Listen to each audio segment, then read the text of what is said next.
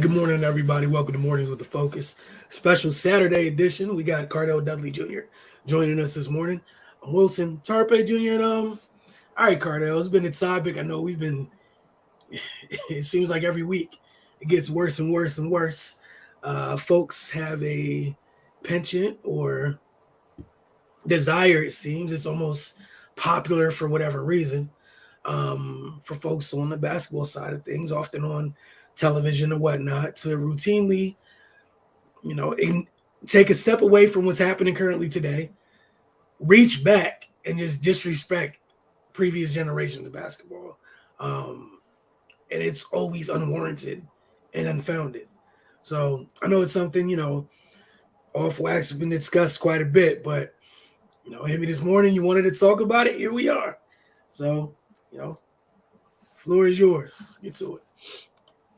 I think it's corny. I think it's just weak. And what is the end game? What's the purpose? You feel what I'm saying? Like, what is, I saw, what certain analyst said on, ESPN. I don't want to say his name because people funny and all that stuff these days. So to protect us, I just won't say it. But y'all know who I'm talking about. And he's not the only one. There's other cats that go out their way to just disrespect players from prior eras. But for me, my thing is, what's the point? Unless they take a shot at you, you want to fire back, I get it. You know what I'm saying? But Bob Cousy is 93 years old, chilling. He ain't bothering nobody, living his life. The same analyst started this, I guess, around when the top 75 list was coming out, and a few months back, and he went at Dolph Shaves, who passed away, years ago. And regardless if you feel you could take them or whatever one-on-one, my thing is, what is the end game by disrespecting them? Because at the end of the day, without their impact, there is no NBA. So you have to respect it. You know what I'm saying? And it's not like Bob Cousy was a marginal player back then. He was elite. And even to this day, all you got to do is look at the footage right here. His playmaking stands the test of any time. You know what I mean? Like, look what he's doing. Like, Noah looks crazy. Like, they say he didn't have a left hand or whatnot. Well, it's players today that don't have a left hand. Can't dribble at all. We see them all the time. They're with the other team because they can't help you with that. So what are we really talking about? Dolph Shays, same analyst was talking about his shooting percentage or whatnot. Well, maybe he was required to take a lot of tough shots. Maybe they, in this analytic era of basketball, maybe they didn't give a damn about percentages. It was just like, who's the top player? You get the most shots because you more than likely got the best chance of scoring the basketball. Isn't that how it usually goes?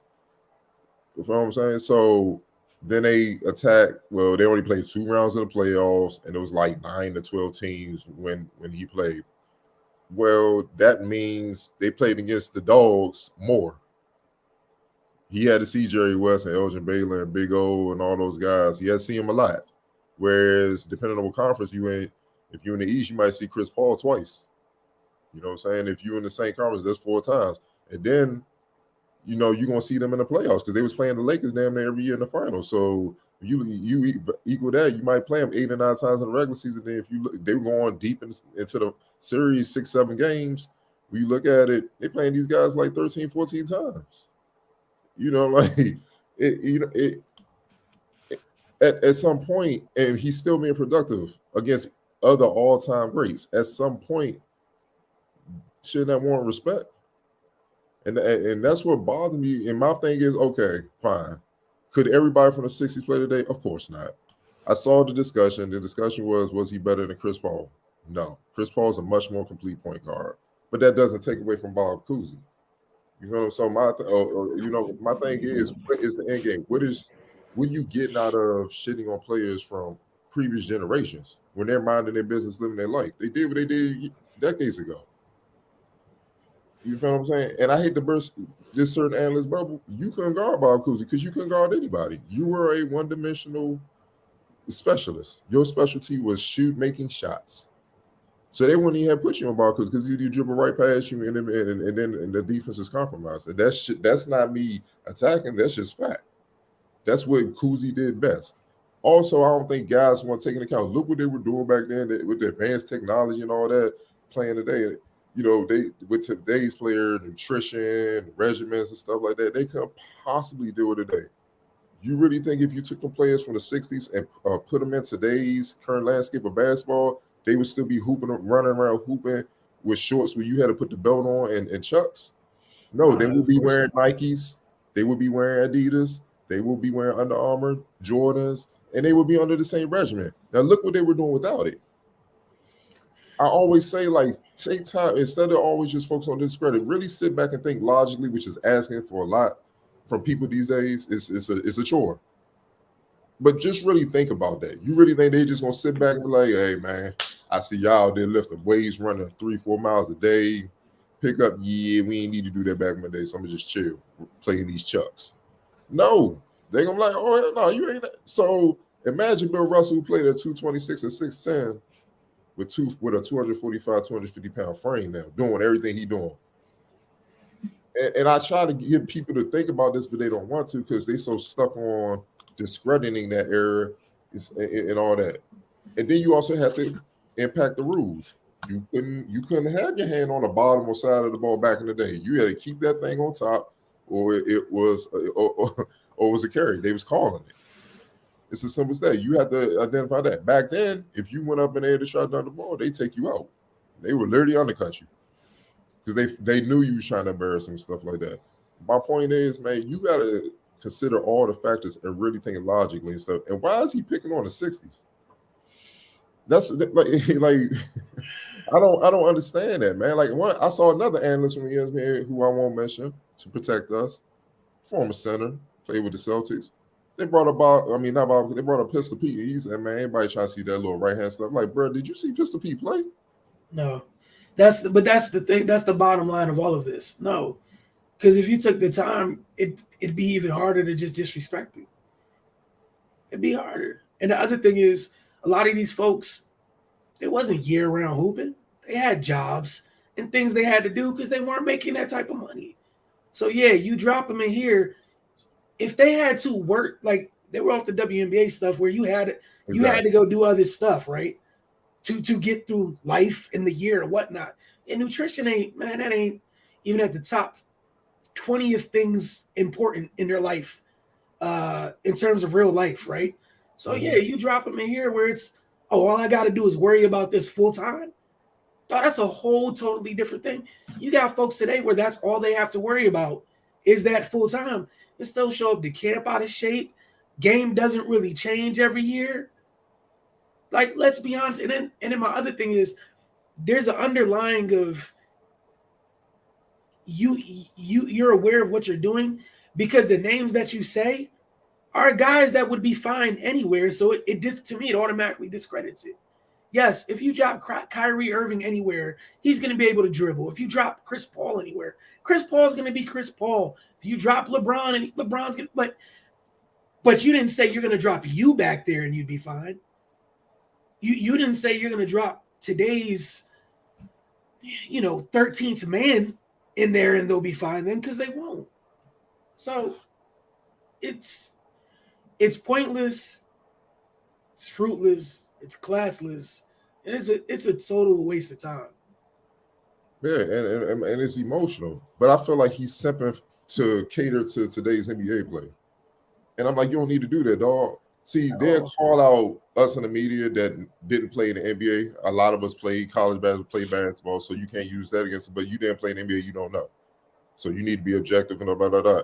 But shouldn't it be more responsible for a former NBA player who get in the media to be objective and really speak from an objective place? Because you're being even more irresponsible because you should know better. Because you lived it. You experienced it. And you spoke, and I'm glad you brought up the WNBA factor. Okay, so the WNBA is currently in that stage. They're fighting to get out that phase that the NBA was in when Cousy and those guys were playing. So 20, 30 years from now, should we say this era of the WNBA, they weren't that good? We should discredit them late 20, 30 years? I think we know better than that. So we like, yo, Delanol and Candace Parker ain't good, man. Whatever girls are playing 20, 30 years from now, they couldn't possibly play at that level, play there. Tarazi and Super, they can possibly play that. Cynthia Cooper, they were good for their time. That don't even make sense. Basketball is basketball. And the thing that make great players, no matter the era, great, is their ability to adapt. Okay, whatever you throw at them, defenses, physicality, schemes, or whatever, change the rules, whatever you throw at them. Okay, they adapt and they're still dominant. They still do what they do. You see what I'm saying? So whatever Bob, if you put him in this area, whatever weakness he may have had, you'd be like, well, all right, man, you can't possibly do that. Like, all right, let's be real. If you look at Bob Cousy game from back then and stuff, his size, his stature, and everything like that, what's the difference between him and Ricky Rubio? There's none. Except Rubio might dribble with his left hand more, and maybe he might be a more efficient shooter from the outside and stuff because of the area he's playing in and stuff like that. But playmaking, getting around opponents, making that stuff happen. It's the same type of player. You can be honest, it's the same type of player in terms of their penchant for a flair of passing. It's the same type of player. Okay, so if you're saying, well, will Cousy still be top 75 overall if he played today? Who knows? Maybe not, because there's a lot of point guard that are deep that will go at him. Okay, but to say he couldn't thrive today is a stretch, and we ain't asking that. He dominated his era, so you have to get everything. You can't just erase a whole era and stuff like that. Maybe and just go on. Like, what are y'all getting out of this, man? Like, I just don't understand the end game. Like, I'm really trying to figure out what is the purpose. You feel what I'm saying? Because really, you just coming off. It's really, to me, just hating. It's just negativity for no reason. You're trying to discredit a whole foundation of the league to help make you known in what you are. What purpose does that serve? Especially when they ain't saying nothing about you, dog. They send back minding their damn business. Matter of fact, I saw an article from a few years ago when I think Kyrie was either just got to Boston or he was with Cleveland, and they were competing for championships. And he gave Kyrie his props right then and there. He was like, "Oh man, that kid's a wizard." He's like, "Man, he was like that kid could get anywhere in forward with his handles and stuff." He said he was a lot like Tiny. Tiny was a little bit more quicker, faster, but the way Kyrie drove that ball, he get wherever he went. It does not matter. You know what I'm saying? Whereas Tiny relied more on speed and quickness, Kyrie just relied more on shiftiness. So you gotta respect it. He gives props. I just feel like today's players are so used to being entitled in the social media and everybody kissing their ass that when somebody opposes them, they can't take it at all. And it may not even be a direct oppose where you be like, I feel Bob Cousy is better than Chris Paul, or what the other guy said on ESPN. That's his view. Okay, fine. But my thing, when you fire back like, no, this is why Chris Paul is better, keep it about basketball. Yeah. Because you really, Chris Paul's that complete as a floor general. You could just like, look, Chris Paul's a better rebounder. It ain't even close defensively. Bigger, stronger, more athletic. Handle the ball, do everything Cousy could do. It's nothing. Cousy is not a better point guard, a better player than Chris Paul. And you keep it about basketball where you're not disrespecting Cousy, but you're giving credit to what Chris Paul has worked towards being. You feel what I'm saying? So it's just you ain't got to be like he was playing against plumbers and whatever firemen and stuff like that. You even taking corny ass lines from social media to cater to these today on the show, bro. Slim, me and Reddick are the same age. We came out of high school the same year. We don't cater. Older people not supposed to cater to younger kids. We're supposed to teach them. They're supposed to elevate their knowledge. That's how it's supposed to go. It's too much of that. And when you say that, you're discrediting the full era. So was Bill Russell a lawyer, plumber, or something? Was Elgin Baylor? Was Jerry West the logo and all that stuff? You wouldn't dare say that to their face. So I think it's Kyle. It's let me get a picture. It's just let me get a picture and put it on social media to their face. I think it's corny, but this is the same guy who a few weeks ago, even Embiid, who was competing with Giannis, was looking at him funny. He was like, he think the top 3 players, and he didn't mention, he's like, yo, that's the Finals MVP, and you just like, hey man, I think it's UKD and Jokic. That's my. You serious? And then Giannis murders, goes on a rampage and gets the very guy you're interviewing. He murders everybody, including the 2 players you have against him. My head off him. Going there, building that murder him. Then he up here copping a plea, bruh. We talked about it years ago. It's wild, but when people sit down and that camera light comes on, oh my! Hey, look, a monster. Hey, look, man. It goes one or two ways, right? You want to? It's so cliche, whatever. But it's like how people are like money doesn't change. You just reveals who you are. Yeah. You can chop it up to when that red light goes on too. Yes. You go in one or two ways, man. It's one or two ways, and it's either remaining who you are, or the other way. Anything possible could come out your mouth, and you're down for the cause for That's anything, what I'm saying, bro. for anything. Where common sense, reason, all the stuff that you use, critical thinking, thrown out the window. Oh man, got to keep these ratings up. My name needs to be out there, and you'll say anything to keep. You know what I'm saying? Like Right. logic's out the window. You say anything. And then when you get caught up is but that's what doesn't happen nearly enough. And then for some folks, when it does happen, the folk, unfortunately, like misery loves company type stuff, people flock to stuff they're comfortable with or they like. How many people are going to hold you accountable with a bunch of people that kind of look at her or get off on the same stuff? Whereas just people, it's like what's it called? People are just copying it or continue, or it takes off even more. Like it becomes even more popular to do. It's plumbers or whatever. Like the crazy thing is like y'all keep carrying on like that. Just know that how time works. This thing's gonna come back around. Man, it's gonna come back around. What you think they're gonna say about you? Plumbers, how they get in there? What were they doing? Oh, the league was down bad. That dude was a center on a playoff team getting minutes. That dude was on the floor on purpose. I mean, he could shoot, but could he really? You know what I'm saying? Like, man. And you know what's wild? The funny thing is, if Cousy, and they're not even responding because I know that I've talked to these OGs. They don't even feel like, bro, you're a youngin. You don't know nothing. Shut up. They don't like. They're not even gonna acknowledge you, dog. Because if Cousy wanted to, put your resume up against mine. That would shut it all down, dog. Like I got 6. How many you get? You play the one and get off the bench.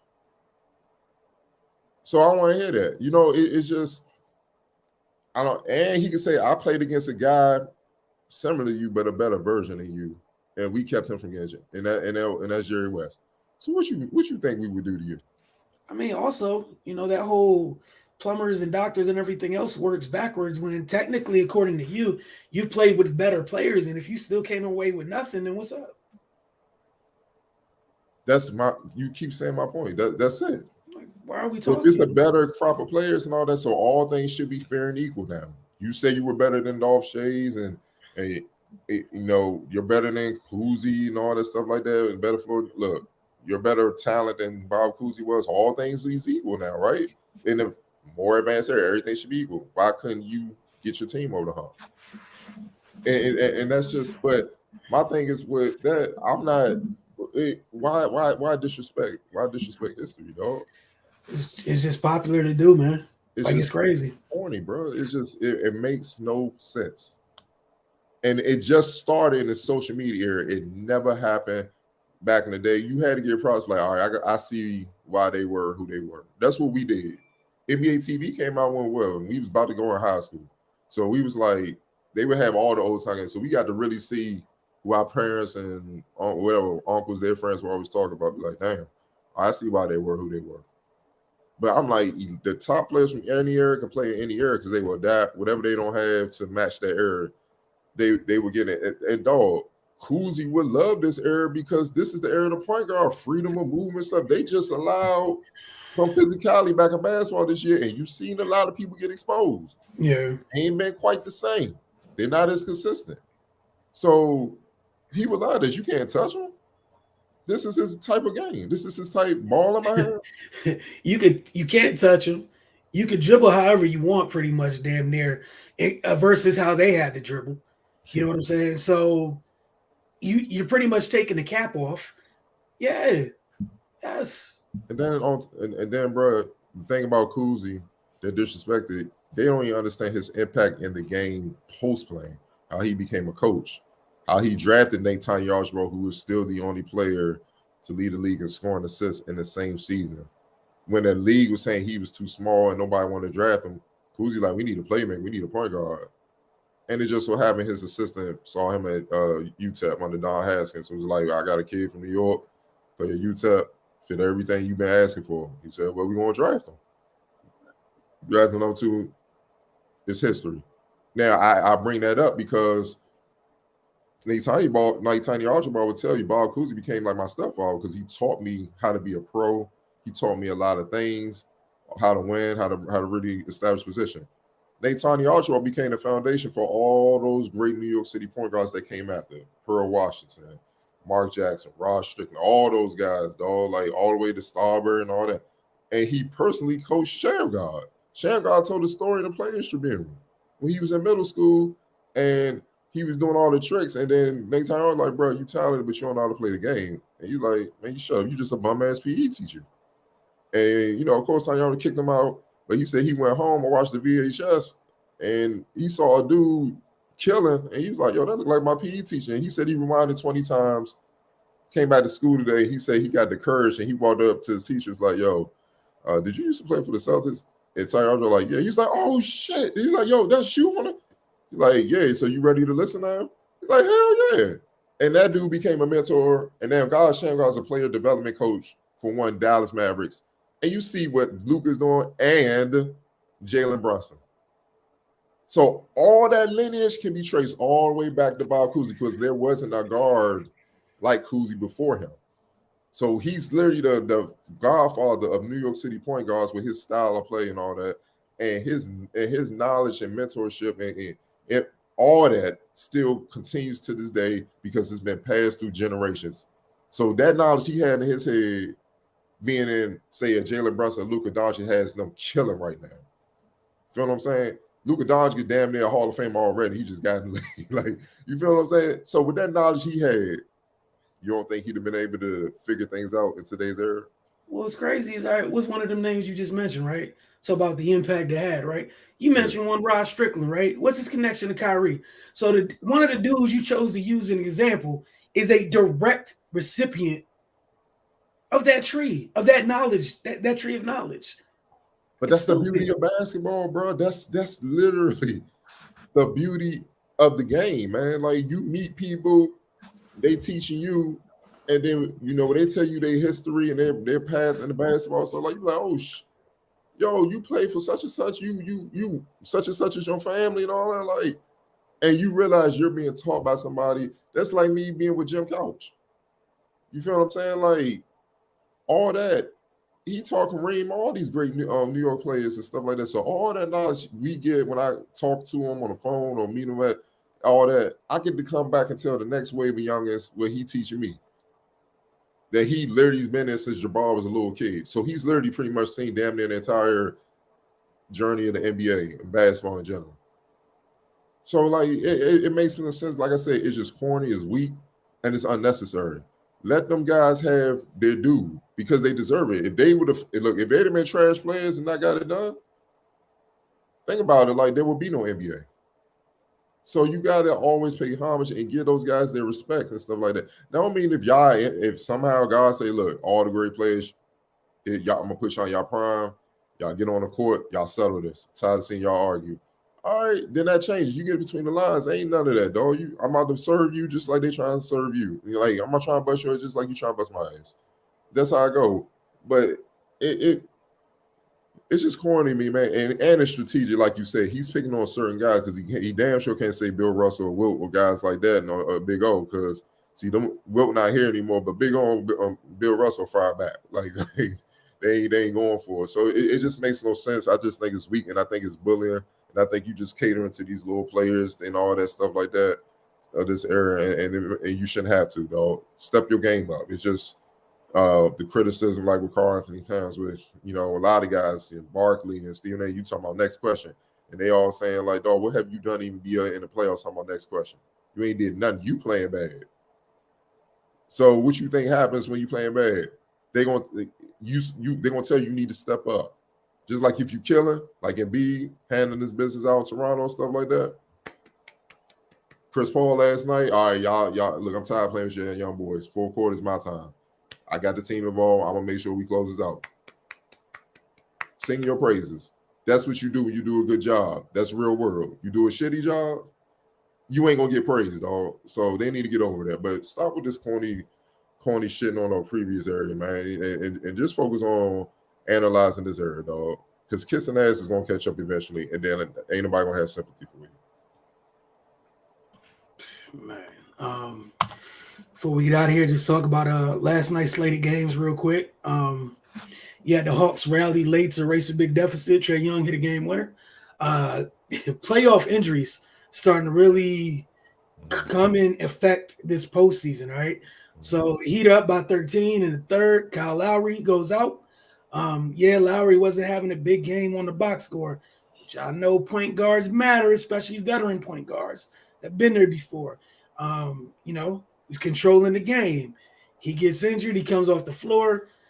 Young Hawks put together a couple big runs, especially late. They had a 21-7 run in the fourth quarter.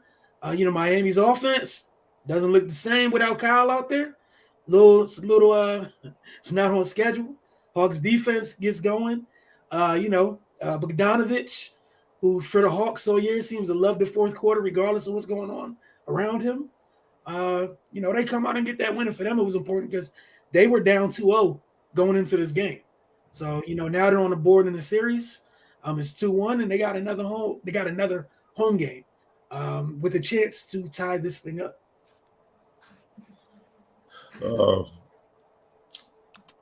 Obviously, Kyle Lowry hurt because he was controlling the game. I think the Heat should be up 3-0. I didn't like this shot selection down the stretch at all. The one good shot they got, they made PJ Tucker in the corner. I think Jimmy Butler settled for some tough threes, hero shots. That's why you need a point guard. Control, slow things down. You got Rush. He was looking for the home run. I get it at times, but you didn't need it. You were literally always down one or you were tired. So you can get the two. You had other guys going, man. Look, I'm just looking. Bam, 5 and 9. He made all 3 of his free throws. Why not slow down and get him the ball? Strus is shooting the left off the ball. 5 or 10 from deep, dog. Stress, my fault. Stress. Tyler Herro, 24. Yeah, he was 10 to 22, but he missed a couple down the stretch. Like I said, with those threes. He took 11 threes and stuff like that. Jimmy Butler was shooting efficiently to those few threes. I think they just took tough, bad shots, and you can't keep giving a guy like Trae Young a chance to knock you out. He will, especially at home. You know what I'm saying? And I think the Hawks are hip to your move. Jimmy Butler, the little one dribble, sidestep to your right jumper. Hell, I'm hip to it, and I'm just watching you. It's easy to be hip to. So they know that's your go-to move when you're going right. Bruh, you ain't needed a hero. I'm in a high post, dog. Give me the ball and clear out. That's all you had to do. Get a better shot is what I'm asking. Now, if you miss it, you live with the results. Right. But those shots, you can get better shots at that, man. It's ridiculous, man. And you just kept playing into the Hawks' hands, and that's all that was. It was just bad shot selection, bad execution offensively down the stretch. Outside that PJ Tucker three, and it put pressure on them to have to get stops, and they couldn't. And Trae took full advantage. Like when he drove, he got fouled by Tucker, got the and one or whatnot, and then he got the floater. So, and I felt like you should know Trae's trying to get there, but they're so scared, and you got to jam him regardless because he got range. So I don't know why you playing off on where he get a full head of steam and get past you, or he got room to jump. So it was bad execution, which is usually the case. When you execute bad offensively, it usually carries over to you executing bad defensively because you still stuck on that play. So that's all you saw in that quarter. And with that being said, they still lost by 1. So that tells you that was a definite winnable game. And I'm not worried about them, but like you said, you F around, you don't do what you're supposed to do, you don't stay in the flow. Kyle Lowry's not there now. And that could be a big blow because now you don't have a point guard that control the game. And that's probably the number one job for a point guard, control of the game. So, especially this time of year. Man. And some teams are finding out the hard way when you don't have that natural facilitator. Brooklyn. Yeah. Talking about Brooklyn especially. Oh, yeah. Minnesota. Yep. Pat Bev and Lowe, but they're not those traditional point guards. And Tyus Jones and John Morant took him out. It's just crazy. You just see it across the league, man. Like that's why you see guys like Barkley saying certain teams are just dumb as rocks because they don't know how to play. Now the young boys are growing up, the talent, they're starting to figure it out, but they learn as they get their first taste of playoff wars. Damn, this is different. So you gotta adapt, but that's all it was, just bad execution offensively, carried over defensively, and you can't give a killer Trae Young too many chances. He will take you out. Yeah, second game last night, man, it's not even too much to talk about with that one. Championship level response by Milwaukee. Just a quick reminder of where, just reminding Chicago where they both stand in this series.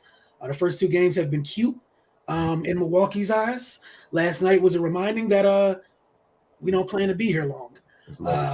We need to finish the series, get some rest so Middleton can get right, and we can rest along with him. And yesterday was a quick, this is why we're who we are. Welcome to the playoffs. Hope you enjoyed your stay type vibes last night. And that's not an indictment on Chicago, but what we were just talking about point guards, who are they missing? Lonzo. And they've been up and down since he went out. Yep. So. And all point guards aren't facilitators. So. And it's more than just passing somebody the ball because they open. It's like, no, in this situation, when you're asking for the ball, you're not getting the ball. Sorry. Right. We're going over here. Hey, come on. Or it's, hey, I'm coming to you, big man. I see you running the floor hard, blocking shots. You ain't got the ball in a minute. Yo, I see you run. Just run with me. Boom. Here, get your dunk. Like, it's little things like that keep things rolling. Or if the game is speeding up too, give me the ball. Chill out. Relax. Or what should have happened in Minnesota, you had a floor general. They went on all these 21-0 runs. Except timeout. My goodness. I'm talking about this, though. My goodness. Right? Ain't no veteran point guard. That's not that type of run. Ain't even if the coach didn't call it, a veteran point guard's killing that at like 12-0. Exactly. Like, hey, we need to talk about this. Yeah. I'm gonna let you know, coach. You can get mad at me later. We need to talk about this. We need a breather. Like, this ain't it. Too young. They don't know enough yet to be up there on your Phil Jackson, though. So, man, just let him play. Nah, man, that's not for everybody. That whole just let him play. There's a whole lot of trust built into that. You've been through some stuff that goes into that. That's not just for everybody. Man, look, but Chicago is just the defending champs, showing why they the champs to begin with. This is something that Drew Holiday strapped there. Giannis ain't he had to kill Bobby Portis on the monster double. Grayson Allen off the bench, 22, getting booed. But he got his dirty ways. He should have got touched up a little bit, a couple times. But man, he tough. He been hated. Look, he's used to the hate, so that ain't work. So you got a ball, man. That's what it was. You already mentioned this game a little bit when you talk about Chris Paul earlier, but the Suns hold off the Pelicans 114-111. Chris Paul's brilliance on full display once again, especially in the fourth quarter. They get 19 in the fourth. And for the Pelicans, to talk about the youth, a silly, stupid foul by Jackson Hayes hurt his team. Yep. And yeah, Jackson Hayes doesn't average 20 and 10, but you know what he did do? It was a long, athletic body that bothered the Suns. Because the Suns after Ayton are not a big, like they don't have a bunch of bigs. No, they don't. And the Pelicans were able to play him at the 4. Larry Nance was able to come in, have some success with, their packages, what they come with at this size and athleticism. You took, one of those off the floor. The Suns already, they're already missing a big piece of their machine. Yeah, man. And then because of that foul, game gets caught a little tighter. You know what type of players take advantage of things like that? That's the worst type of game to be in with Chris Paul.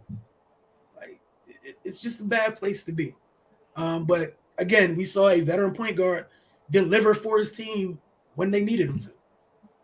Yeah. Look, Jackson Hayes, it's not always about stats. It's just, one, he can match the athleticism of JaVale McGee. That's the Suns' backup big, and Ayton. You know what I mean? And he's so athletic and so quick, he can get out on the wing and deal with the guards too. So New Orleans can kind of switch and stuff and not really be compromised, when he got a hedge out and stuff. So, yeah, that crowd baited him into that, and he responded like a youngin, emotional. You can't even do that. You just got a ball, man, and it showed. It hurt. You know what I'm saying? It hurt them because it put more pressure on Valanciunas to have to hold it down there. And look, man, that's a tough load. Especially Chris Paul was purposely getting Ayton going, which is him playing chess. He wanted the Pelicans to be so worried about Ayton that when the game got late, he had room to close this shit out. And that's just experience. You feel what I'm saying? Hey, he tried to come out like game busters. They threw traps at him, and you slow him down, you're gonna definitely beat the Suns. It's no one else that can facilitate. Maybe, campaign, but he was off that night, 1 for 5, 1 out. But it's not just the 19 and the fourth, man. He had 28, 14, and 4 with no turnovers. He didn't give you a chance to beat him. And the Pelicans dodged the bullet because the Suns shot 50% from 3. They never do that. That was just a horrible off night. You know what I'm saying? And I know Chris was 1 for 6. So I know he was setting them up, but he said, all right, bump it. I'm going to just go, and I'm going to go ahead and I'll get in the mid-range and just start cooking. You know what I'm saying? And then Ayton, got to give him his credit. He responded well, 28-17. He was eating, and he made sure somebody else was going to pick up the slack. I'm talking about Chris Paul. He made sure somebody's going to pick up the slack offensively, scoring-wise, from the loss of not having Devin Booker, man. And that was another winnable game for Pelicans, and that goes to show you one team has a know-how, the other team's trying to figure it out. And, that's just what that was. Same thing down the stretch, man. So, man, it's going to be tough because we don't know when Booker's coming back. We don't know how mentally that's going to affect Jackson or the rest of the team. You know what I'm saying? Brandon Ingram, he's been steady. That's that's scary. And CJ had a big game, but no one else. Graham hit some shots, but no one else really stepped up. So I think the Suns kind of figured, look, if we hold everybody else down, Ingram, McCollum, they're gonna make shots. We can live with that as long as we do what we do, and we can get this annoying young team up out of here and keep it moving. Right, because like you said, at this time, Pelicans don't have enough firepower wise to truly put enough pressure on the Suns. And we know they're one of the better defensive teams in the league at that. So, and also Hayes, just this would also hurt. They was controlling the Bulls. Pelicans out rebounding on 45-35. Jackson Hayes only played 10 minutes, and he already had 6 rebounds. You in the Bulls, that's extra possessions for you, less possessions for them. That helps your cause for one. And keep in mind, those extra boards are even more important when Chris Paul's not turning the ball over. Yes. Matter of fact, I think as a team, because of Chris Paul, they only have 5 turnovers. They don't beat themselves. He has 2 turnovers in 3 games, which is much as he has the ball. Oh, I mean, look, that's the best part of him. As talented as he is, his brain is just crazy. His brain is sharp. So, he don't look like he's slowing down because he know how to hide those deficiencies. Yes, that's what great players do. That's my point about early. Great players adapt, and you playing checkers, but they playing chess the whole time. All right, just real quick to let everybody know about today's slate of games. Got 4 more games today. Several games. Well, like 3 of the 4 games are game 4s. One of the series is game 3. But you got Philly, Toronto today at 2 p.m. We all know Joel's playing with the injured digit, one of his hands. That said, Philly's up 3-0. They have a chance today to finish the series and get some folks some rest before the next round. Game 4 at Dallas, Utah is at 4:30. Dallas leads 2-1.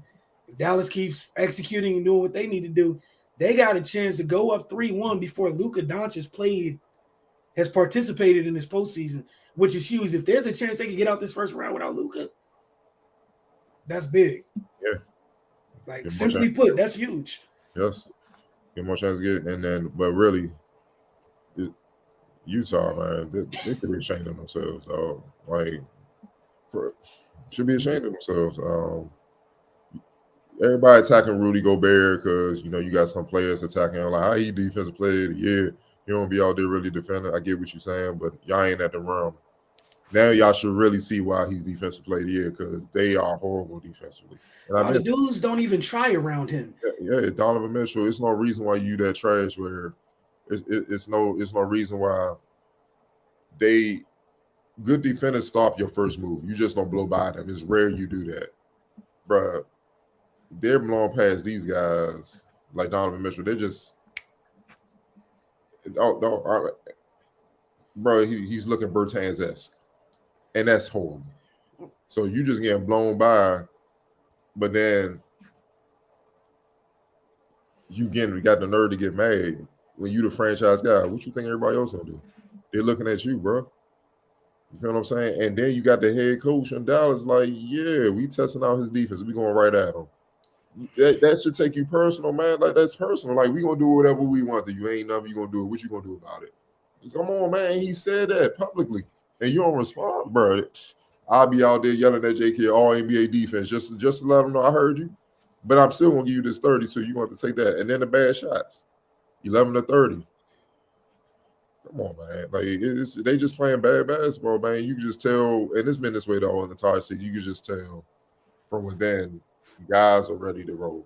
They're ready to. They won't be the same. Nah, and the thing is, they better hope Gobert don't go to on the verge like the one they're possibly playing. Yeah. If you go there, that changes everything. Yep. You know what I'm saying? Because you got an anchor back there. And with Luka, he's gonna get buckets because them points he gonna be lob threatening that boy to death, man. It's gonna be like Chris Paul with DeAndre Jordan. Just get up there and I got you, dog. So, and Mike Conley, that's what we saying. Mike Conley, look, dog, you the floor general. You both check all that, man. It's just you can just tell that they're done. You know what I'm saying? Unless they will themselves back together, which I don't see happening because it's been a free fall all season. So I just don't see them pulling out of this, man. Yeah, what's going on, Kirksey? Appreciate you. Yeah, just special Saturday edition, man. We'll be back Monday morning. And he was talking about with Utah, no defensive pride, man. It's on the offense. Look, man, and like you said, you want to talk about ultimate sign of disrespect. Head coach is like, yeah, he don't guard, go at him, huh? And not only saying it, but Jalen Brunson been doing what he wanted.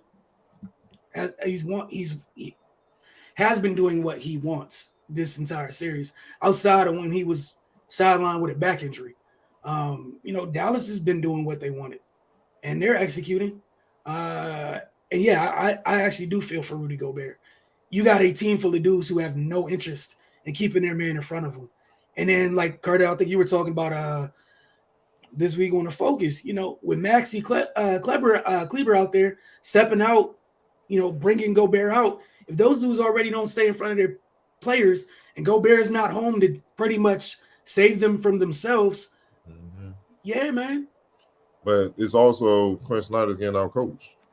Well, yeah. When Gobert out there, I know how to neutralize Gobert. Obviously, we can't attack him. I'm gonna go small, and he gonna stay in the paint. We gonna get wide open threes. Then it's just up to us to knock him down because he's not like they're spread out. So guys gotta stay at home on the shooters, and Gobert, his man Kleber or Bertans in the game, they out the corner. So then Jalen Brunson you can't give an NBA point guard. Hell, you can't even give a college point guard space to just create. It's hard for a guy to just consistently stay in front of that, man, where they just boom, boom, boom. Or if it's a screen roll, guess what? Gobert, we gonna attack him where he got to hedge out. And now I got him on the island and stuff like that. I'm gonna get the step on him. He can't recover, and I'm gonna score. That's what Jalen Brunson's doing. He's just picking and choosing whatever capitalizing on every mistake that the Jazz are doing. And Gobert, I think Kenny Smith said a good thing. Gobert has to change his mindset from like, yo, anything coming to the rim, you block. You need to understand the rim is out on the corner now. And you got to run out there and contest. At least run him off the three-point line so guys can see him dribbling. Like, Bertans ain't going to dribble. He not, though. I'm telling you. Just watch him like he ain't going to dribble. So then, guess what? If he does get past you, other guys should rotate over to help. You go to their man, or if he crazy enough to think he can get to the basket, follow him. You'll get the block. Trust me. And then now they got to adjust. That's basketball. But if you keep being the same way, just staying in your comfort zone, look, man, it is what it is. And Gobert, I'm tired of people like 7'2" dudes shouldn't be. They can't guard point guards. You're. It's no different than if a 7'2" dude got a 6-foot point guard on the block. That 7'2" dude's gonna win that matchup 9 times out of 10. I don't care if he's limited offensively, not just by his size. So it's just common sense stuff. So that's all Jason Kidd is doing, man. He until they make adjustments on that end, it is what it is. You're on mute. I'm saying, especially when it's the end of the floor that they're not even remotely interested in caring about. So, and you know what else? You know who else they miss? That hurt them bad. I knew it would. Ingles. Yeah. Ingles was like their secondary point guard. He knew how to control pace, pass the ball, get guys shots, slow it down, control the game when Mike Conley was struggling. They don't have that no more. So when Mike Conley's struggling, and Mike Conley got his hands full because he got to deal with Jalen Brunson. Oh, man. But that's playoff basketball, dog. Right. What I always say, dog, playoff basketball, everybody say, yo, we're going to cut out all that cute shit. All that shit y'all did in the regular season, and ain't none of that flying now. And that's what happens. All right, we got two more games on the slate today. We got game 3 between Boston and Brooklyn, which has been a super, super competitive series. The series shifts to New York tonight. But game 3. So Cardell, your thoughts on game 3? Kevin just gotta do what he did a few years ago with the Clippers. The ISO ball's not working with the Celtics. Like you tried, they ain't not rolling. The defense just too stout, and it's okay. Get to your spot and go quick. But Steve Nash got to do something to help him out too, dog. Like you got to allow him to get in positions. Like dog, what can anybody do with Kevin just in the high post? Just literally, and I mean, like flash up. Like somebody else bring the ball up. Seth Curry, you ain't got just get the ball past half court. I'm gonna flash up, get the ball. Now I'm dangerous. I'm at the elbow. I'm dangerous as hell. And then make a quick read. Recognize the double. Other guys should understand if they come in a double, go back door. Do something else. You get open. Then KD can be the playmaker like he was in game 1 when he was getting all those assists and stuff. And then they got something. Now the Celtics have to think about something. But him bringing the ball up, doing all the ISO is too much work. It's too much energy wasted. And the whole defense can see him. They can gear in on him. It's the same thing Jordan did early in his career before Phil Jackson got the job. It was easy for the Pistons to, all right, just wait on him. And if he finally get loose, we just going to knock his ass to the ground. Phil said, look, dog, we going to put this triangle in and put Pippen at the point and have you roaming and going to different spots on the floor because it's going to be hard for them to find you and keep up with their man.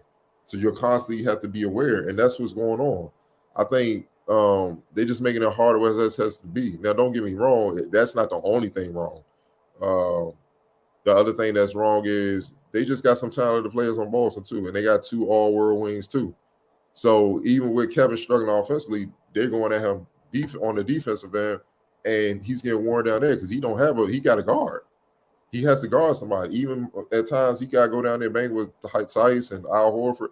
Like, he don't have any nights off. So, on either end. So, my thing is to conserve energy and make it to get him back playing where he is. You got to help him out as a coach and put him in spots where he can be successful, which is a lot of spots. That's why I'm like, what's taking so long? It ain't hard for that dude to get going. And the worst part is, like, all you have is 12 years of examples of how to get him into his spots.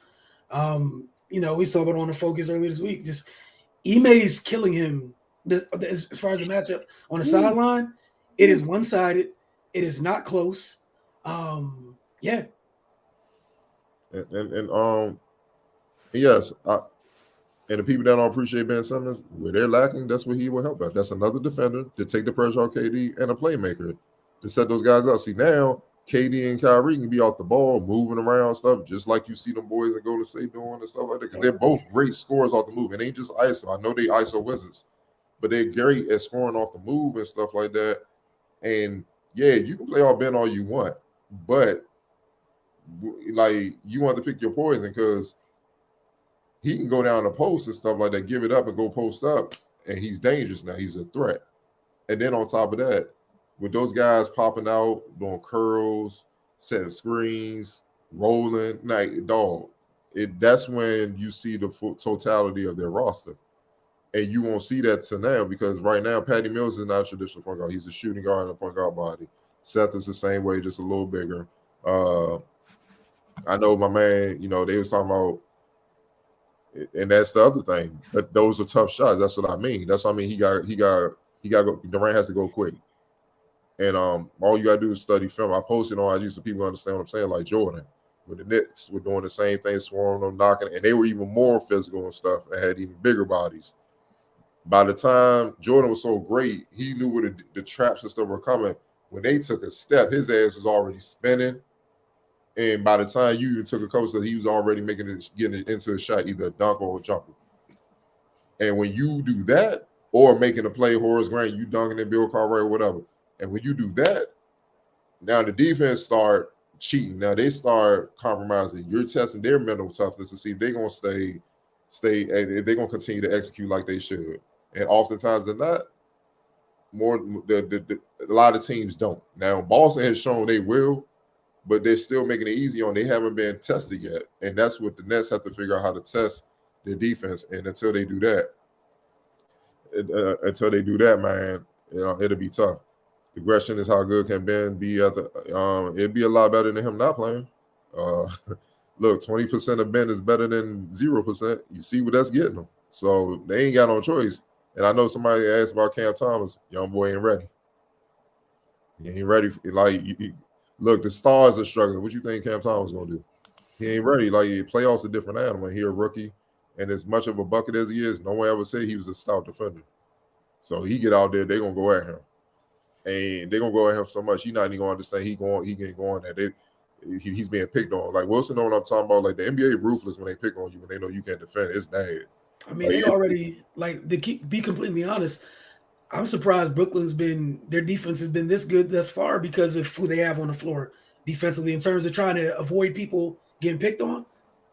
Like I'm surprised it's been this solid thus far because, like Cardell mentioned, they got a whole lot of them little guards where, for the most part, those are usually where teams go to pick on.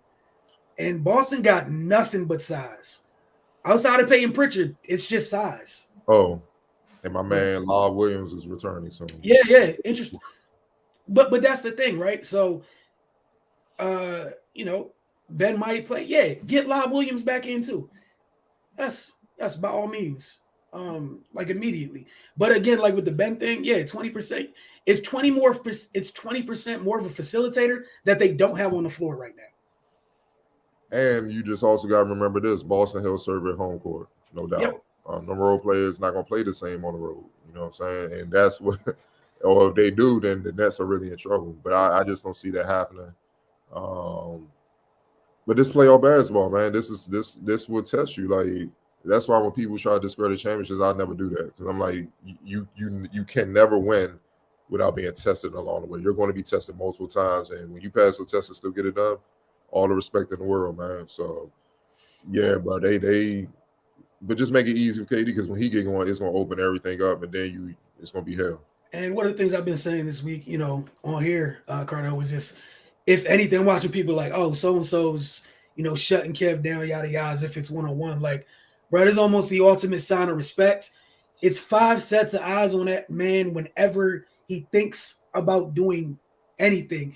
And the attention to detail on it is so great. Again, going back to the coaching. Shout out to Ime Udoka. The attention to detail is wild because once KD does finally fight to get somebody up off him, look at where the defender's hands are. They're already in that man's pocket to try to bother him. Like the attention to detail is crazy, and that's again why coaching is such a big deal. Why it matters. Why Boston has the change in their season defensively, they have been outstanding on that end of the floor. No doubt, because they take care of all the little things. Go ahead. But that's part of defense, learning the players' tendencies. Mm-hmm. Like it starts with film. Like me, I would start at film. I would watch you in warm-ups to see your tendency, see how your rhythm. Just try to get a feel for your rhythm. If I know I might have a chance to guard you, it's little things and stuff like people don't even pick up on. Yeah, they picked up on KD's 2-dribble pull-up going left and how he like to bring it back, and they got the hand right there going for the strip every time, and it's throwing them off. Because the offensive player, when you're aware that when you're aware that they're aware of what you're trying to do, you start thinking about that instead of focusing on making your shot.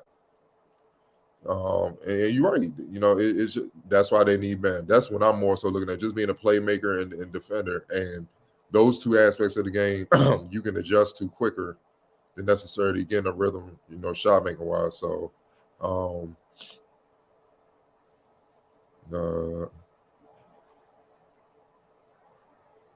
not even come on screen, but not even that. Just get to a spot on the floor and just turn the shoot. Yeah. Go quick. And when I mean go quick, so you catch that thing, understand where the double's coming from, go the other way and shoot. Because they're not expecting that. It's too quick. And all they're gonna do more times than not is foul you.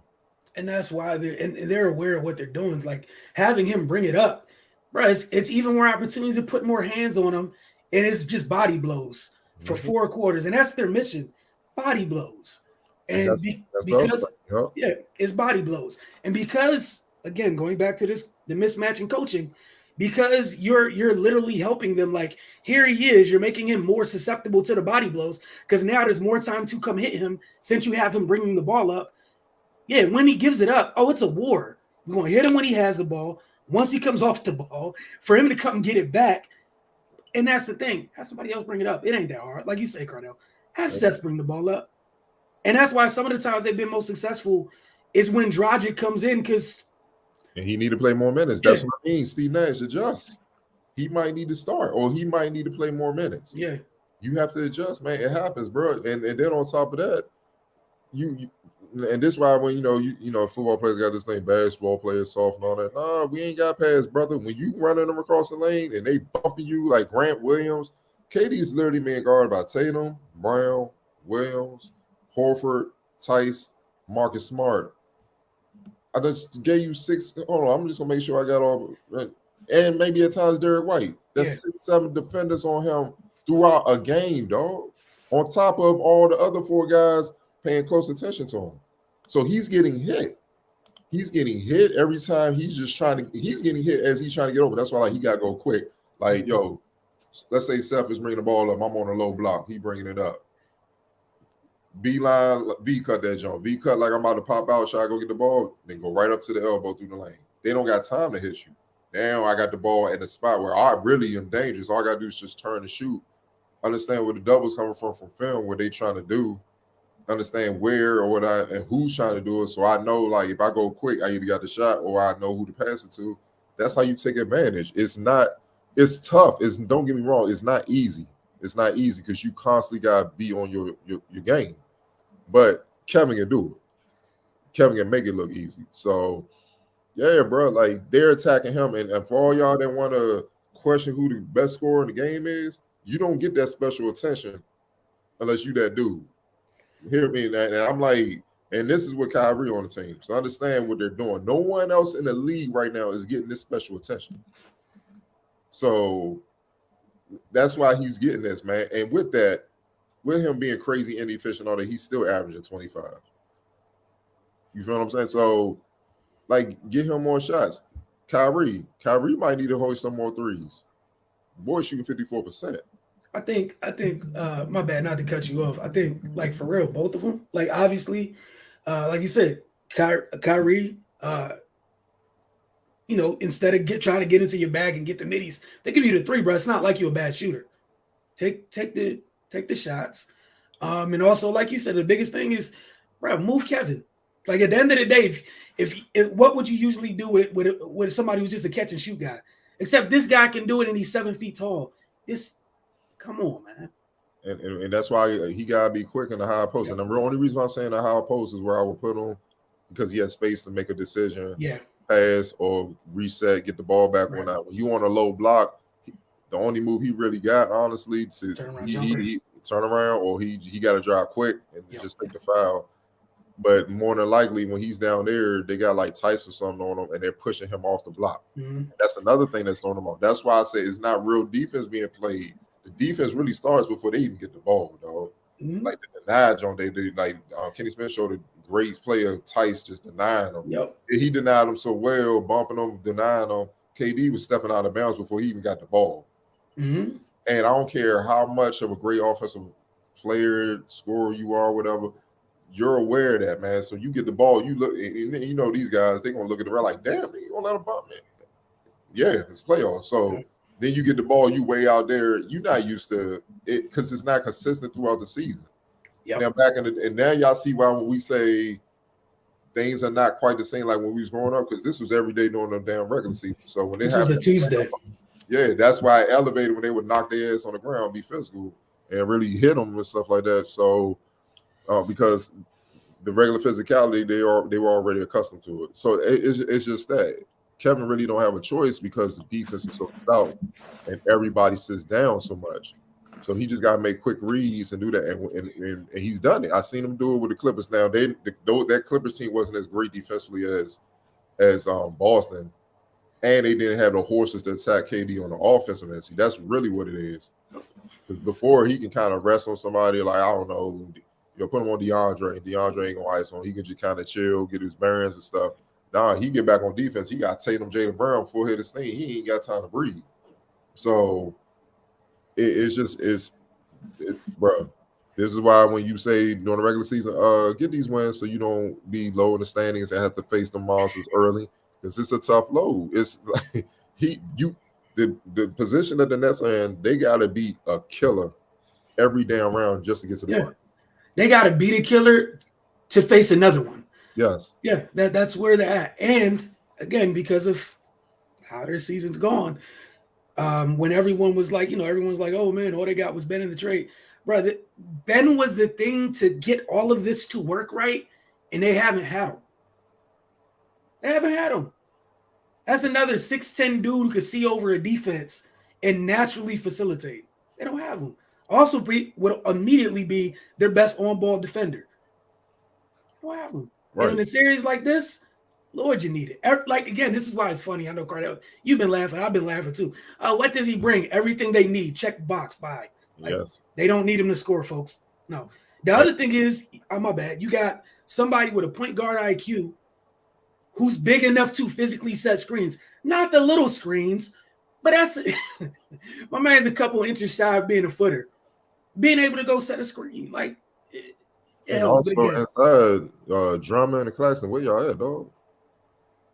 Yeah. Hell, he might need to play Blake, like, or just Blake healthy. Because I'm like, I don't think people understand, because everybody called him in KD struggles what the Boston Bigs are doing ever since Bruce Brown opened his mouth, and that's why KD was mad, because it's like, dog, you ain't gonna have to put that fire. I am, me and Kyrie.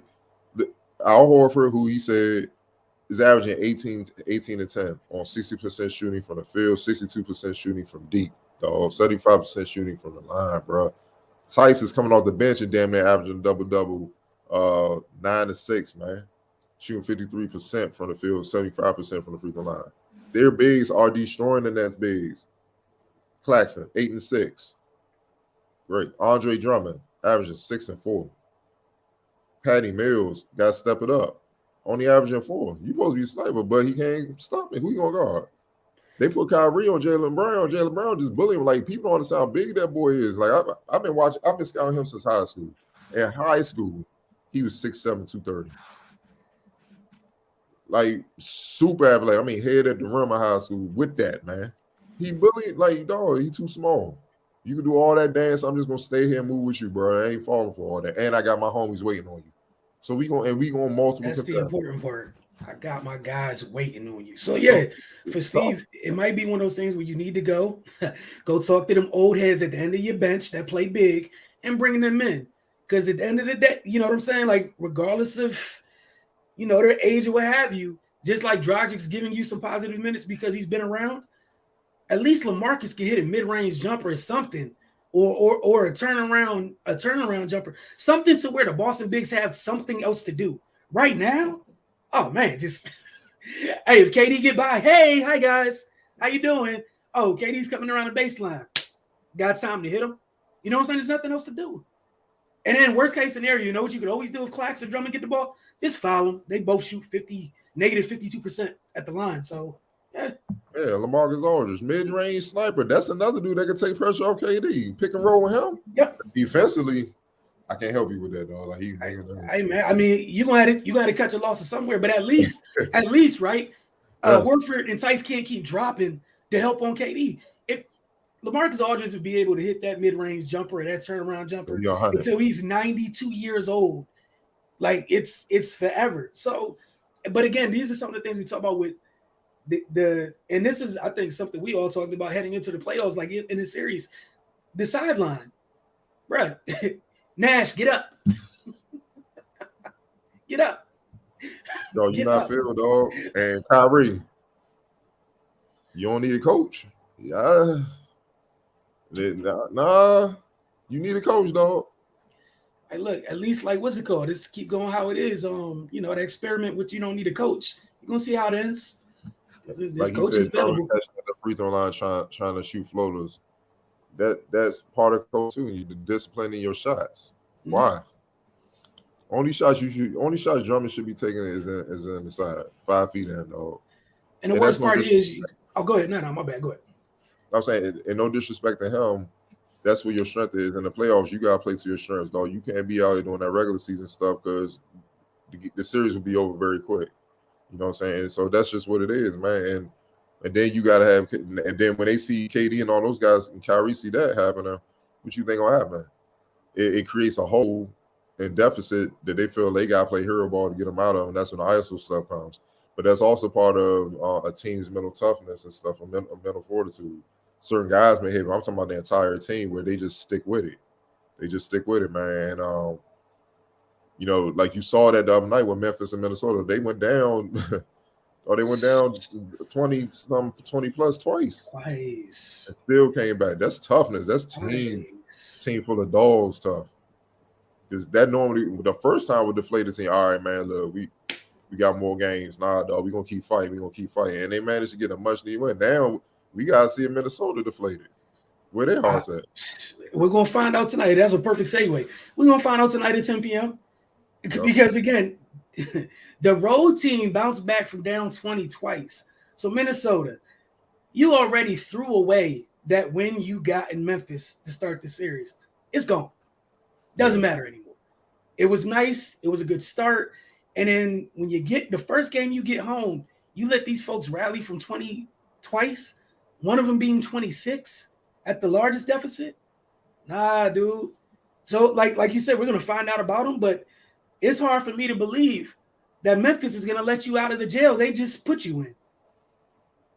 Because if you're Memphis, what do you fear here? You took 2 of their best punches and not only just walked out okay, like it wasn't like, oh man, we came back. It was a furious rally. No, you won. You won. Went down 20 and Minnesota, you went up 20 and crumbled twice. That's tough. Okay. And Karl-Anthony Towns, man, stop trying to be something you're not. It's clear you're not that dude. Let Pat Bear be Pat Bear. You can be tough in your way. But being all that gangster stuff, like talking all that reckless stuff, that ain't even your game, though. That's not you. And I don't even mean to go there on it, but you could just see that's not him. And even going back to high school, when I first watched him, stuff like that, he was going to a prep school, private school, and all that. That's your environment. You're just a very talented basketball player. Stay within that. Pat Bear was like that because he grew up on the streets of Chicago. Different animal.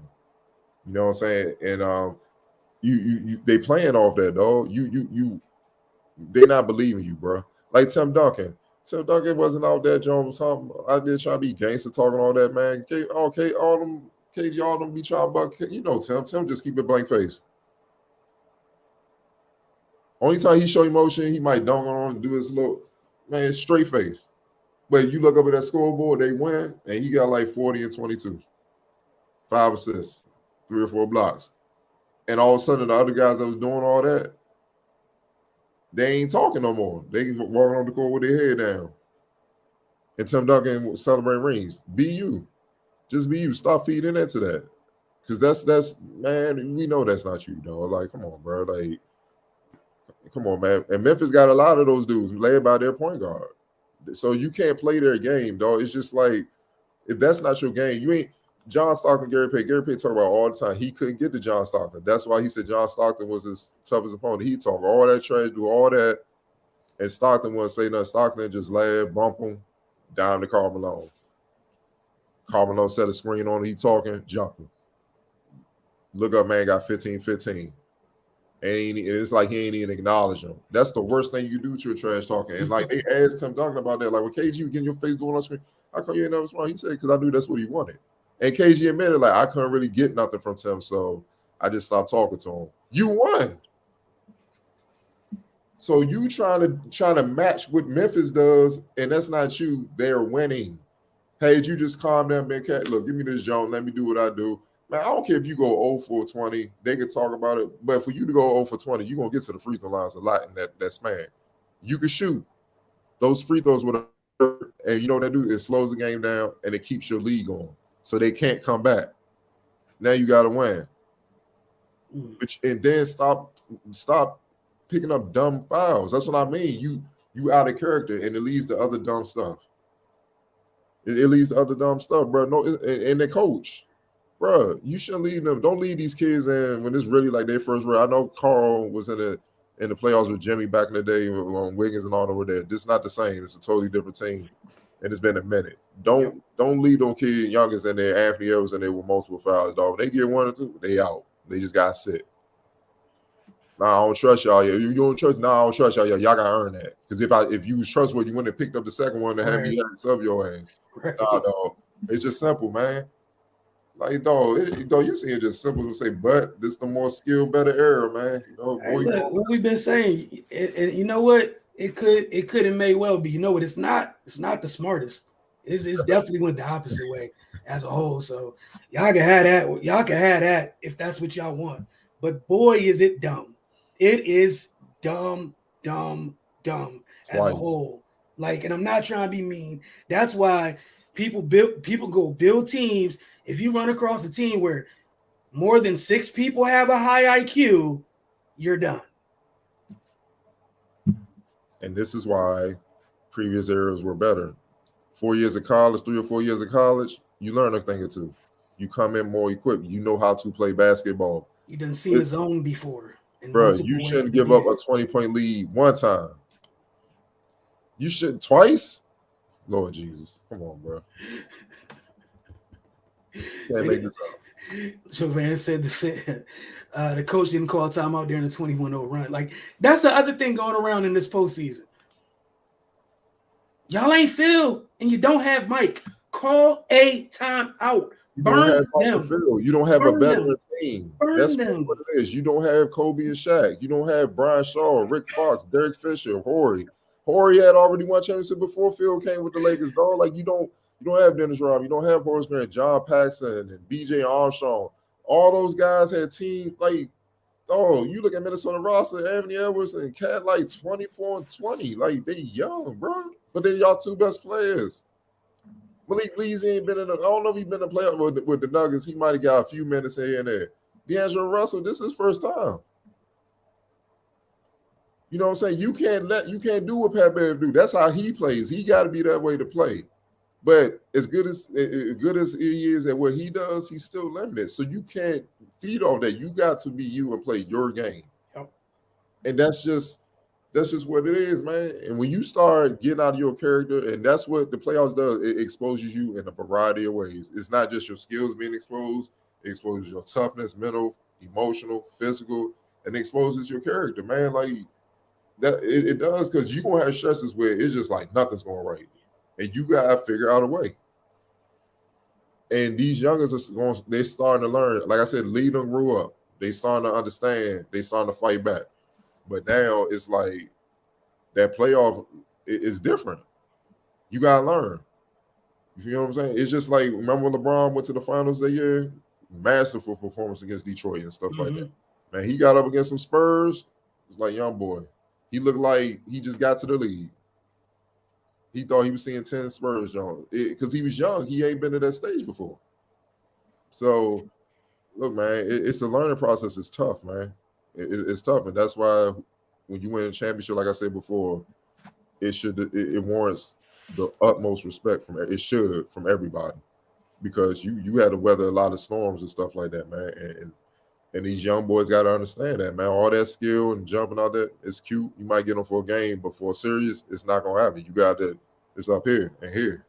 The smarter team and the tougher team usually wins every time. Like I had to bring it up. Your '90s Knicks. had all the toughness in the world, but they made some critical mistakes in late games. I'm gonna say it. It's fine. I say stupid. Yes. Flat out stupid. I'm gonna say it. Just flat out stupid.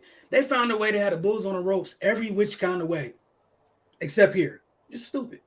And Every Reggie, year was a different. They found a way to mess the money up and give killers an extra chance. What do you think gonna happen? and this is no knock saying like guys back in the day didn't make dumb mistakes. This is no Reggie. There's no way Reggie should have had whatever he had, 8.16 seconds or something like that to win a playoff game, bro.